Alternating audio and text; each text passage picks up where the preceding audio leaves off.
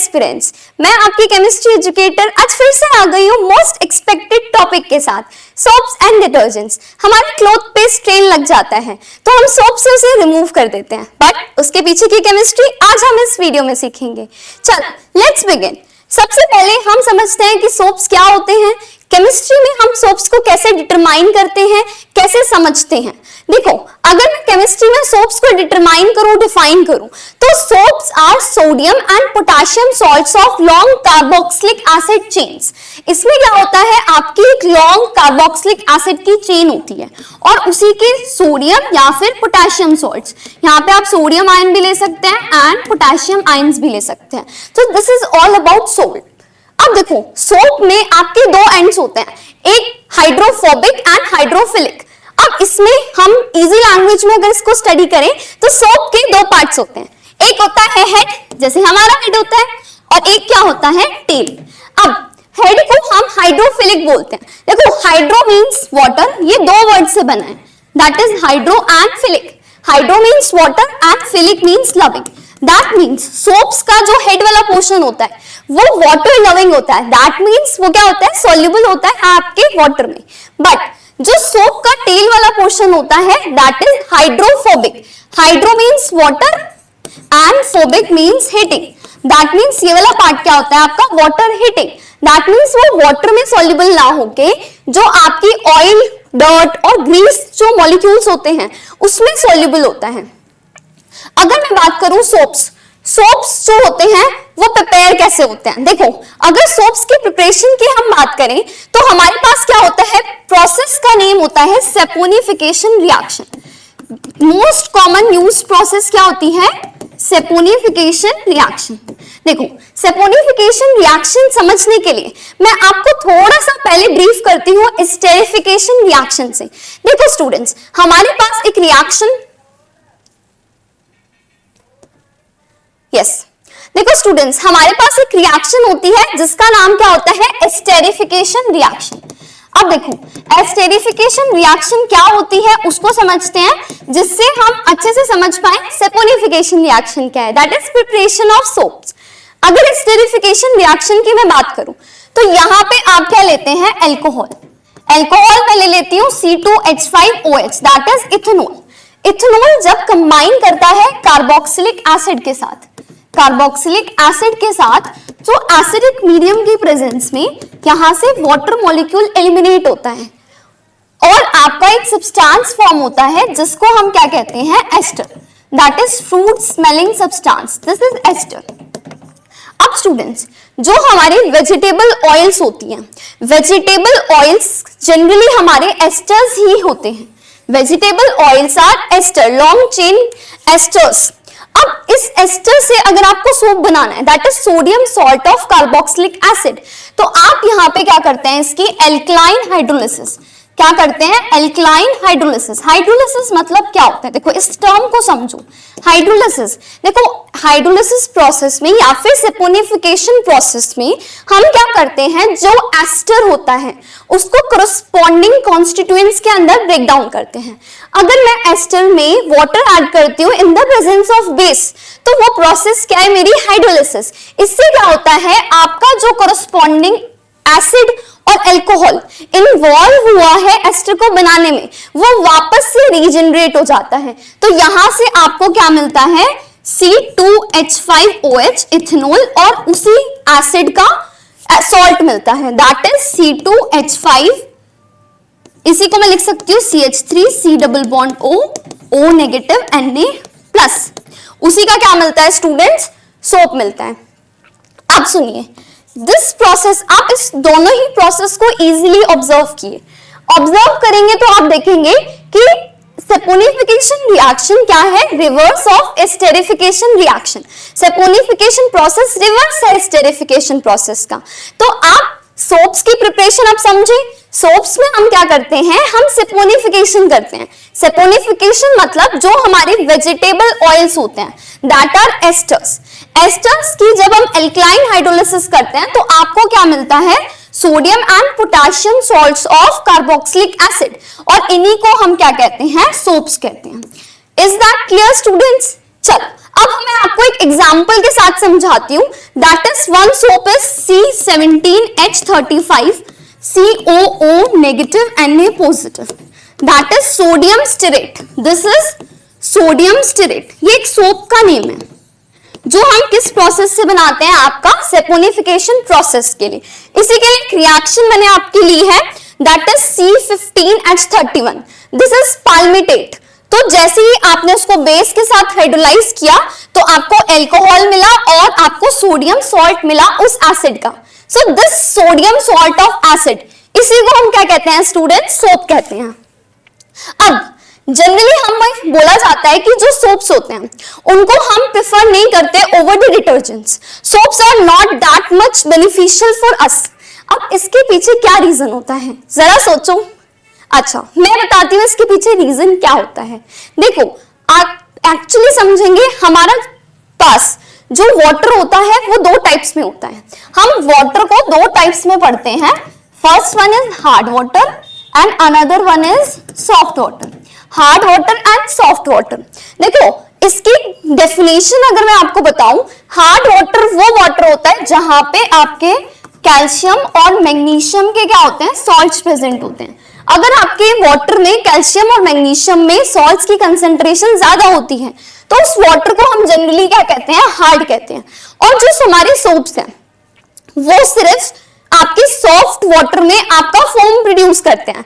But if in case अगर आप soaps को हार्ड वाटर में वर्क करा तो वो वर्क नहीं करते. एक्चुअली में वो आपको एक इनसॉल्युबल प्रेसिपिटेट देते हैं जिसको हम क्या कहते हैं, स्कम. अब वो क्या होता है, कैसे रिएक्शन होती है, वो मैंने यहाँ पे मेंशन किया हुआ है. देखो हमने एक एग्जांपल लिया सोडियम स्टेरेट का जो मैंने अभी आपको थोड़ी देर पहले समझाया. अब आपके हार्ड वाटर में कैल्शियम आयंस है, सो यहां से आपकी क्या होगी, डिस्प्लेसमेंट. सो यहाँ पे आपका कैल्शियम स्टेरेट का फॉर्मेशन होता है और कैल्शियम स्टेरेट व्हाइट कलर का कर्डी प्रेसिपिटेट होता है. तो प्रेसिपिटेट की फॉर्म में आपका सोप क्या हो गया, बाहर निकल गया और उसने क्लींजिंग एक्शन परफॉर्म ही नहीं किया. तो आप समझ रहे हैं कि सोप को क्लींजिंग एक्शन परफॉर्म करना था over the cloth, but actually वो तो प्रेसिपिटेट हो गया. किसकी फॉर्म में, स्कम की फॉर्म में. इसीलिए सोप्स को हम प्रेफर नहीं करते. सो this is the limitation of using soap over the detergent. Next अब हम बात करते हैं डिटर्जेंट्स के बारे में. देखो डिटर्जेंट्स और सोप्स में थोड़ा सा डिफरेंस है उनके फंक्शनल ग्रुप का. अगर हम बात करते हैं, अगर हम सोप्स की बात कर रहे थे तो सोप्स आपके कार्बोक्सिलिक एसिड के सॉल्ट्स थे. बट वहीं पे डिटर्जेंट्स क्या होते हैं, आपके सल्फोनिक एसिड्स के salts. There is a functional group called sulphonic acid. और यहां पे आप कह सकते हैं क्वाटर्नरी अमोनियम सॉल्ट. यहाँ पे आप क्वाटर्नरी अमोनियम के सॉल्ट्स भी कह सकते हैं. So there is one variation. सबसे पहले आप नोट करें सोप्स और डिटर्जेंट में पहला वेरिएशन आपका क्या हुआ, फंक्शनल ग्रुप में. अगर मैं बात करती हूँ सोप्स में कार्बोक्सिलिक एसिड के सॉल्ट्स होते हैं, यहाँ पे आपके सल्फोनिक एसिड्स के सॉल्ट्स होते हैं. तो this is example of soaps. अब सोप्स एंड डिटर्जेंट. अब मेरी बात ध्यान से सुने. देखो डिटर्जेंट्स के केस में भी आपका दो एंड होते हैं. एक आपका हेड होता है और एक आपका टेल होता है. हेड क्या होता है आपका, हाइड्रोफिलिक जो वाटर में सॉल्युबल होता है, और आपका टेल क्या होता है, hydrophobic that is water hating part. So this is about detergents. These are sodium and potassium salts of sulphonic acids. ये आपके सोडियम और पोटेशियम सॉल्ट्स होते हैं सल्फोनिक एसिड्स के, आइदर और quaternary ammonium salts. Let's proceed to the next. अगर मैं बात करती हूँ डिटर्जेंट्स को, ही मैंने यहाँ पे ब्रीफली एक्सप्लेन कर रखा है कि डिटर्जेंट्स होते क्या हैं. यहाँ पे मैंने डिटर्जेंट्स को ही ब्रीफली एक्सप्लेन कर रखा है कि डिटर्जेंट्स होते क्या हैं. अब जो सेकंड क्वेश्चन हमारे एग्जाम में देखने को मिलता है that is difference between soaps and detergents. ये बहुत इंपॉर्टेंट है. अब स्टूडेंट सबसे पहला डिफरेंस सोप्स और डिटर्जेंट्स में यहाँ पे फंक्शनल ग्रुप का आता है. देखो अगर मैं बात करती हूँ सोप्स के अंदर कार्बोक्सिलिक एसिड के सॉल्ट्स होते हैं. सबसे पहला डिफरेंस क्या है यहाँ पे, these are salts of carboxylic acid. But आपके डिटर्जेंट्स का पहला डिफरेंस फंक्शनल ग्रुप कौन सा होता है, सल्फोनिक एसिड्स के सॉल्ट्स. यहाँ पे आपके क्या होते हैं, सल्फोनिक एसिड के सॉल्ट्स होते हैं. पहला point of distinguish that is functional group. यहाँ पे डिफरेंट ग्रुप्स प्रेजेंट होते हैं। सेकेंड पॉइंट ऑफ डिफरेंस आपका hard water and soft water. Actually में जो आपके सोप्स हैं वो आपके हार्ड वाटर में वर्क नहीं करते। हार्ड वाटर में वो इनसॉल्युबल प्रेसिपिटेट्स बना देते हैं, लेकिन डिटर्जेंट्स आपके दोनों मीडियम्स में वर्क करते हैं। तीसरा डिफरेंस, आपके जो डिटर्जेंट्स हैं वो एसिडिक मीडियम में वर्क करते हैं, लेकिन सोप्स आपके एसिडिक मीडियम में वर्क नहीं करते हैं। Fourth point of distinguish is detergents जो होते हैं वो आपके नॉन बायोडिग्रेडेबल होते हैं। क्यों? क्योंकि जनरली इनकी क्या होती है, ब्रांच्ड चेन होती है। ब्रांच्ड चेन होने की वजह से डिकम्पोजर्स इन पे इजीली एक्ट नहीं कर पाते। तो अब अगर आप कह सकते हो सेकंड पॉइंट ऑफ डिस्टिंग्विश, इसको आप दो पॉइंट्स में भी क्लासिफाई कर सकते हैं कि जो आपके डिटर्जेंट्स हैं वो आपके ब्रांच्ड चेन होती हैं और यहाँ पे आपकी क्या होती है, लीनियर चेन होती है। ब्रांच चेन होने की वजह से these are non biodegradable and soaps are biodegradable. अब लास्ट टॉपिक आज की क्लास का जो कि बहुत इंपॉर्टेंट है, that is cleansing action of soap. Cleansing action of soap में अभी हम पढ़ के आए हैं कि चाहे सोप हो या फिर आपका डिटर्जेंट हो, दोनों के ही पास दो पोर्शंस होते हैं। First one is head, another one is tail. और हेड हमेशा क्या होता है आपका, हाइड्रोफिलिक। हेड हमारा क्या होता है, हाइड्रोफिलिक। हाइड्रोफिलिक की मैंने अभी डेफिनेशन बताई आपको, that is hydro means water and philic means loving. That is head हमेशा क्या होता है, वाटर लविंग होता है। मैं इसको ऐसे कह सकती हूं। और सेकेंड पोर्शन हमारा क्या होता है, टेल। टेल जो हमारी होती है that is hydrophobic. Hydro means water and phobic means heating. So this is water heating portion. ये क्या होता है आपका स्टूडेंट्स, वाटर हीटिंग पोर्शन होता है। देखो जैसे ही टेल आपके ऑयल और ग्रीस पार्टिकल्स के कांटेक्ट में आती है, तो टेल क्योंकि ऑयल में सॉल्युबल है तो वो अपने आप को, यहाँ पे आपका क्या है बेसिकली स्टूडेंट्स, ऑयल और ग्रीस पार्टिकल्स। देखो एक पर्टिकुलर कंसेंट्रेशन पे, जिसको हम क्रिटिकल मिसल कंसेंट्रेशन कहते हैं, उस पर्टिकुलर कंसेंट्रेशन पे जितने भी आपके सोप्स मॉलिक्यूल हैं एक सर्कुलर अरेंजमेंट बनाते हैं। उस पर्टिकुलर सर्कुलर अरेंजमेंट में आपकी जो टेल होगी वो इनवर्ट अलाइन होती है और इनवर्ट अलाइन में वो आपका सोल्यूबलाइज कर देती है जितने भी आपके ऑयल और ग्रीस या फिर डर्ट के पार्टिकल्स हैं। वेयरएज आपका हाइड्रोफिलिक हेड होता है वो अलाइन करता है टुवर्ड्स द वाटर, क्योंकि वो वाटर में सॉल्युबल है, और आपकी जो टेल है वो ऑयल और ग्रीस में सॉल्युबल है, तो वो सेंटर की तरफ अलाइन करती है और आपकी जो हेड है वो आउटवर्ड अलाइन करके एक पर्टिकुलर मिसल का फॉर्मेशन करते हैं। सो दिस इज मिसल। अब देखो अगर आप क्लॉथ में सिर्फ सोप लगा दो, क्या वो क्लीन होगा? नहीं, बिल्कुल भी नहीं होगा। आप क्या करते हो, उसको रब करते हो, पेडल करते हो, एजिटेट करते हो, आप उसको वॉशिंग मशीन में रोटेट करते हो। ऐसा क्यों करते हो? आप सिर्फ सोप लगा के आपका क्लॉथ क्लीन क्यों नहीं हो जाता?